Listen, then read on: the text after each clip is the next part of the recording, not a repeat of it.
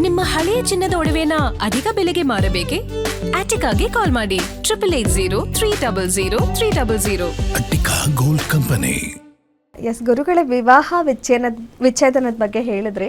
ಹಾಗಿದ್ರೆ ಯಾವ ಗ್ರಹಗಳಿಂದ ವಿಚ್ಛೇದನ ಆಗುತ್ತೆ? ನೋಡಿಮ್ಮ, ವಿಚ್ಛೇದನ ಆಗಬೇಕಾದ್ರೆ 4 ಗ್ರಹಗಳು ಪ್ರಮುಖವಾಗಿ ಜಾತಕದಲ್ಲಿ ಪರಿಣಾಮವನ್ನು ಬೀರುತ್ತೆ. ಆ 4 ಗ್ರಹಗಳು ಯಾವುದಪ್ಪ ಅಂತಂದರೆ ನೋಡಿ, ಮೊದಲನೇದಾಗಿ ಬಂದು ವಿಚ್ಛೇದನ ಉಂಟಾಗಬೇಕಾದ್ರೆ ಮೊದಲನೇದು ಬಂದು ಕುಜ, ಅಂಗಾರಕ ದೋಷ ಅಂತ ಕರೀತಾರೆ. ನೋಡಿ, ವಿಮರ್ಶೆ ಮಾಡಬೇಕಾದ್ರೆ ಯಾರಿಗೆ 7ನೇ ಮನೇಲಿ ಕುಜನಿರ್ತಾನೋ ಬ್ಲೈಂಡಾಗಿ ಏನು ಮಾಡ್ತಾರೆ, ಕುಜದೋಷ ಅಂತೇಳಿ ಬ್ಲೈಂಡಾಗಿ ಆ ಲಗ್ನಕ್ಕೆ ಎಷ್ಟು % ಅಂತಿದೆ ಅದನ್ನು ನಿರ್ಣಯ ಮಾಡ್ಕೊಂಡು ಕುಜದೋಷ ನಿರ್ಣಯ ಮಾಡಬೇಕು. ಎರಡನೇದು, ಸಪ್ತಮದಲ್ಲಿ ಕುಜನಿದ್ದಾಗ ಅದು ಜೀವನಕ್ಕೆ ಮಾರಕ ಆಗುತ್ತೆ. ಸಪ್ತಮದಲ್ಲಿ ಪಾಪಗ್ರಹ ಇದ್ದು 12ನೇ ಮೇಲೆ ಪಾಪಗ್ರಹ ಇದ್ದರೆ ದ್ವಿಕಳತ್ರ ಯೋಗ ಆಗುತ್ತೆ, ಅಂದರೆ 2 ಮದುವೆ ಯೋಗ ಆಗುತ್ತೆ. ಸಪ್ತಮದಲ್ಲಿ ಕುಜನಿದ್ದು ಶನಿ ಇದ್ದರು, ಕೇತು ಇದ್ದರು, ರಾಹು ಇದ್ದರು, ಅದೇನಾಗುತ್ತೆ ಅಂದರೆ ದ್ವಿಕಳತ್ರ ಅಂದರೆ 2 ಮದುವೆ ಯೋಗ. ಈ ಕುಜದೋಷದಿಂದ ವಿಚ್ಛೇದನ ಯಾಕೆ ಉಂಟಾಗುತ್ತೆ ಅಂದರೆ ಮದುವೆಗೆ ಮುಂಚೆ ತೊಂದರೆ ಆಗಲ್ಲ, ಮದುವೆ ಆದ 2 ವರ್ಷಕ್ಕೋ 5 ವರ್ಷಕ್ಕೋ 10 ವರ್ಷಕ್ಕೋ 37ನೇ ವರ್ಷಕ್ಕೆ ಡೈವರ್ಸ್ ಆಗಿದ್ದ ಸಾಕ್ಷಿ ನನ್ನ ಹತ್ರ ಇದೆ. ಇದು ಕುಜದೋಷದಿಂದ ಉಂಟಾಗುತ್ತೆ. ಕುಜ ಉಚ್ಚನಾಗಿದ್ದರೆ ಸ್ವಕ್ಷೇತ್ರ ಇದ್ದರೆ ಆಗಲ್ಲ, ಆದರೆ ಕುಜದೋಷ ಪರಿಪೂರ್ಣವಾಗಿದ್ದಾಗ ವಿಚ್ಛೇದನ ಉಂಟಾಗುತ್ತೆ. ಎರಡನೇ ಗ್ರಹ ಯಾವುದಪ್ಪ ಅಂದರೆ ಈ ವಿಚ್ಛೇದನಕ್ಕೆ ಕಾರಣ ಉಂಟಾಗ್ತಕ್ಕಂಥ ಗ್ರಹಗಳಲ್ಲಿ 2ನೇ ಗ್ರಹ ಬಂದು ಶನಿ ಅಂತ ಹೇಳ್ತಾರೆ, 3ನೇದು ಬಂದು ರಾಹು ಅಂತ ಹೇಳ್ತಾರೆ.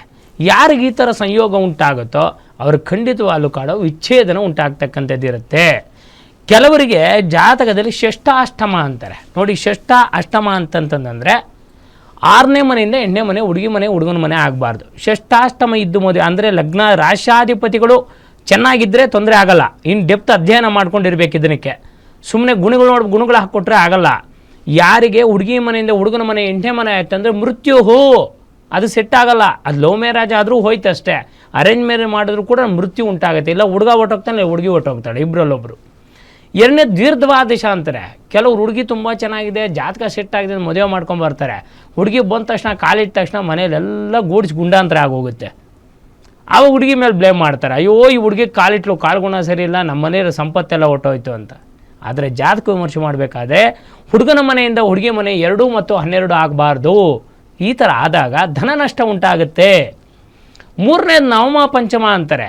ಹುಡುಗನ ಮನೆಯಿಂದ ಹುಡುಗಿ ಮನೆ 5ನೇ ಮನೆ 9ನೇ ಮನೆ ಆಗಬಾರ್ದು ರಾಶಿಯಿಂದ. ಹಿಂಗಾದ್ರೆ ಏನಾಗುತ್ತೆ ಅಂದರೆ 10 ವರ್ಷ ಆದರೂ ಕೂಡ ಮಕ್ಕಳಾಗಲ್ಲ. ಆವಾಗ ಸುತ್ತೋದು, ಅಲ್ಲೋಗು ಈ ದೇವಸ್ಥಾನ ಆ ದೇವಸ್ಥಾನ, ಆ ಪೂಜೆ ಈ ಪುನಸ್ಕಾರ ಅಂತ ಮಾಡಿದ್ರೂ ಕೂಡ ಮಕ್ಕಳಾಗಲ್ಲ. ಆವಾಗ ಒಬ್ಬರ ಮೇಲೆ ಒಬ್ಬರು ದೂಷಣೆ ಮಾಡ್ಕೊಳ್ಳೋ, ಗಂಡನ ಮೇಲೆ ಹೆಂಡತಿ ಮೇಲೆ ಗಂಡನ ಮೇಲೆ ದೂಷಣೆ ಮಾಡ್ಕೊತಾರೆ. ಆದ್ದರಿಂದ ಈ ಷಷ್ಠಾಷ್ಟಮ ನವಮ ಪಂಚಮ ಇವುಗಳನ್ನು ನೋಡಿ ನಿರ್ಧಾರ ಮಾಡಿ ಯಾವುದೇ ಕಾರಣಕ್ಕೂ ಮದುವೆಯನ್ನು ಮಾಡಬೇಕಾಗತ್ತೆ. ಇದು ಕೂಡ ವಿಚ್ಛೇದನಕ್ಕೆ ಕಾರಣ ಆಗುತ್ತೆ. ಎರಡನೇದಾಗಿ ಬಹುಪತಿತ್ವೇನೋ 4ರಿಂದ 5 ಜನ ಗಂಡಂದರು, ಎಷ್ಟು ಉದಾಹರಣೆಗಳಿವೆ. ಬಹುಪತ್ನಿತ್ವ ಅಂದ್ರೆ 5ರಿಂದ 6 ಜನ ಹೆಂಡತಿಯರು. ಇದು ಯಾಕೆ ಉಂಟಾಗೋದು ಜಾತಕದಲ್ಲಿ? ಈ ಗ್ರಹಗಳಿಂದಲೇ ಉಂಟಾಗೋದು. 3ನೇದು ಕನ್ಯಾದಾನ ಅಂತ ಹೇಳ್ತೀವಿ. ನೋಡಿ, ಕನ್ಯಾದಾನದ ವಿಚಾರವಾಗಿ ಕೊನೆಯ ಸಂಚಿಕೆಯಲ್ಲಿ ತಿಳಿಸಿದೆ. ದಯವಿಟ್ಟು ಕನ್ಯಾದಾನ ಮಾಡಬೇಕಾದ್ರೆ ಏನಕ್ಕೆ ಮಾಡ್ತಾರೆ, ವಿವಾಹ ಅಂತ ಏನಕ್ಕೆ ಮಾಡ್ತಾರೆ ಅಂತಂದರೆ, ನಾವಿರೋದು ಭೂಲೋಕ ಒಂದೇ, ಇನ್ನು 59 ಲೋಕ ಇದೆ. ಅದರಲ್ಲಿ ನೋಡಿ, ಯಾರು ಕನ್ಯಾದಾನ ಹೆಣ್ಣು ಮಕ್ಕಳು ಹುಟ್ಟಿದ್ರೆ ಅಯ್ಯೋ ಹೆಣ್ಮಗು ಹುಟ್ಟದೆ ಇರ್ತಾರೆ, ಆ ಹೆಣ್ಣು ಮಗುವಿನಿಂದ ಏನು ಲಾಭ ಸಿಗುತ್ತೆ, ಹೆಣ್ಣು ಮಗುವಿಂದ ಏನು ಪುಣ್ಯ ಸಿಗುತ್ತೆ ಅಂತ ಗೊತ್ತಿಲ್ಲ. ಯಾರು ಹೆಣ್ಣು ಮಗುವನ್ನು ಕನ್ಯಾದಾನ ಮಾಡಿಕೊಡ್ತಾರೋ ಸಮಸ್ತ ಪಿತೃಣ ಮಹಾಸಂಕಲ್ಪದಲ್ಲಿ ಬರುತ್ತೆ, ಶಾಶ್ವತ ಬ್ರಹ್ಮಲೋಕ ವಿಷ್ಣುಲೋಕ ಸ್ವರ್ಗಲೋಕ ಪ್ರಾಪ್ತ್ಯರ್ಥಂ. ಒಂದು ಕನ್ಯಾದಾನ ಮಾಡಿದ್ರೆ ಅಶ್ವಮೇಧ ಯಾಗದ ಪುಣ್ಯ ಫಲ ಸಿಗುತ್ತಂತೆ ತಂದೆ ತಾಯಿಗಳಿಗೆ.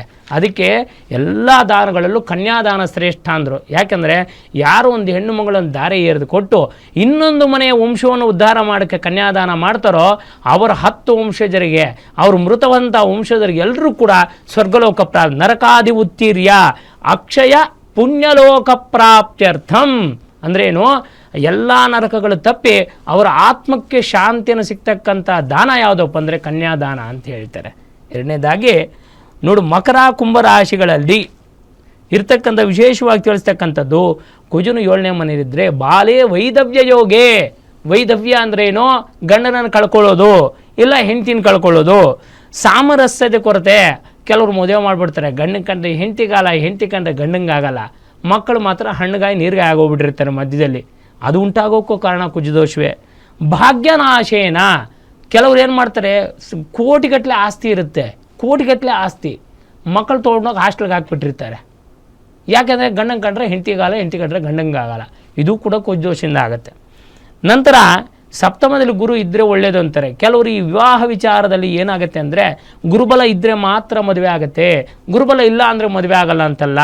ಗುರುಬಲ ಇಲ್ಲದೇ ಇದ್ದರೂ ಶುಕ್ರ ಸಂಚಾರ ಬಂದಾಗ ವಿವಾಹ ಉಂಟಾಗಿಬಿಡುತ್ತೆ.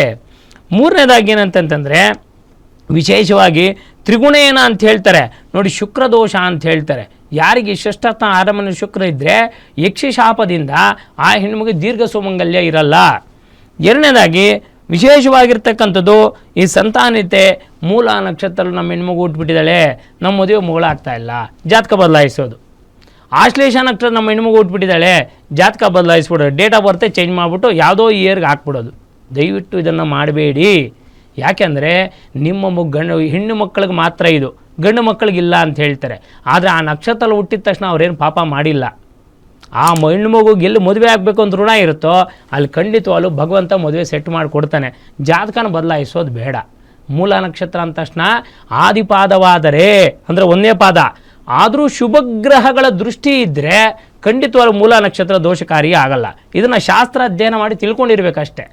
ಆಶ್ಲೇಷ ನಕ್ಷತ್ರ ಅಂದಿದ ತಕ್ಷಣ ಅತ್ತೆಲ್ದ ಮನೆಯೇ ಆಗಬೇಕು ಅಂತೇನಿಲ್ಲ. ಆ ನಕ್ಷತ್ರಕ್ಕೆ ಶುಭಗ್ರಹಗಳ ದೃಷ್ಟಿ ಇದ್ರೂ ಕೂಡ ಆಶ್ಲೇಷ ನಕ್ಷತ್ರ ಎಷ್ಟೋ ಜನಕ್ಕೆ ಮದುವೆ ಮಾಡಿಸಿನಿ. ಆಶ್ಲೇಷ ನಕ್ಷತ್ರದಲ್ಲಿ ರಾಹುಕಾಲದಲ್ಲೇ ಮದುವೆ ಮಾಡಿಸಿದ್ದೀನಿ ನಾನು, ಇನ್ನೂ ಹೋಗಿಲ್ಲ ಆ ಪಿಡುಗು. ಏನಂತಂದರೆ ರಾಹುಕಾಲ ಪ್ರಯಾಣಕ್ಕೆ ಮಾತ್ರ ನೋಡೋದು. ಎರಡನೇದಾಗಿ